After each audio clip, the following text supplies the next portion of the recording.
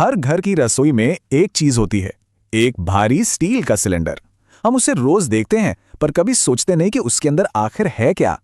जरा सोचिए, अगर वही सिलेंडर एक दिन आपकी सबसे बड़ी दुश्मन बन जाए तो चलिए आज सुनते हैं एक रोते हुए सिलेंडर की वो अजीब और डरावनी दास्तान। और कहते हैं ना कि कभी-कभी ये इंतजार बहुत भयानक हो सकता है। तो कहानी शुरू होती है एक बहुत ही शांत, बेखबर से गांव से।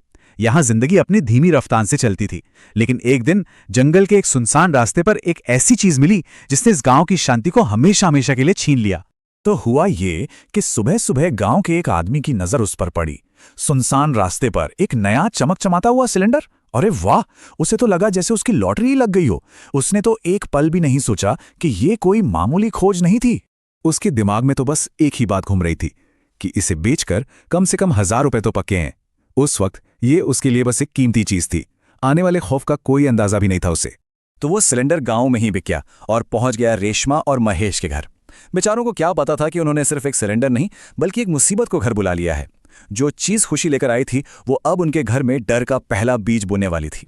अब रेशमा ने खाना बनाने के लिए जैसे ही चूल्हा जलाने की कोशिश की, चूल्हा जला ही नहीं।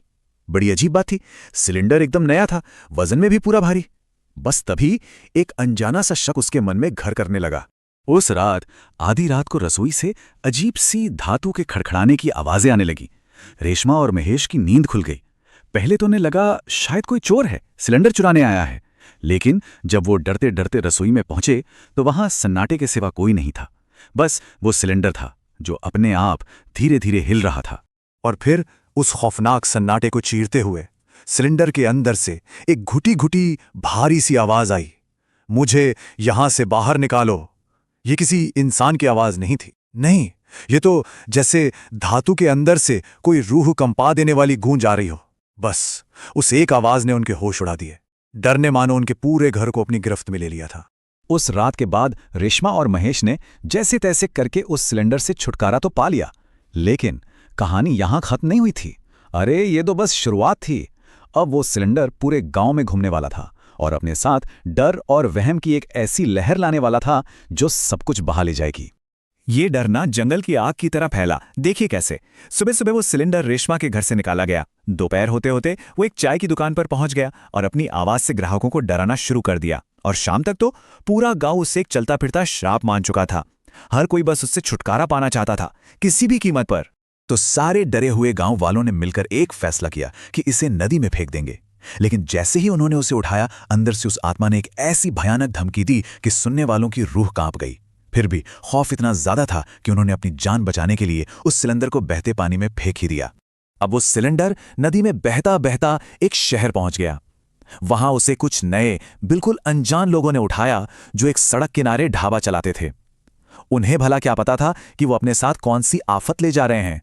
ढाबे के मालिक, खैर वो इतने खुशनसीब नहीं थे। जब उसने देखा कि सिलेंडर काम नहीं कर रहा तो उसने गुस्से में उसे जोर जोर से हिलाना शुरू कर दिया। बस इस हरकत ने अंदर फंसी आत्मा को और भी भड़का दिया और अब उसकी डरावनी आवाजें पहले से कहीं ज्यादा तेज और खौफनाक हो गईं।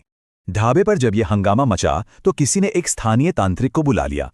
अब तांत्रिक का तो एक ही मकसद था, इस बुरी आत्मा का नाश करना। लेकिन उसे ये नहीं पता था कि वो आत्मा बुरी नहीं है, बल्कि वो तो खुद एक शिकार थी जो सिर्फ और सिर्फ इंसाफ चाहती थी। तो तांत्रिक ने अपनी पूरी शक्ति लगाकर उस सिलेंडर को हवा में उठाया और जोर से जमीन पर पटक दिया। वो सोच रहा था कि वो आत्मा को खत्म कर देगा, लेकिन उसने अनजाने में उसे आजाद कर दिया था।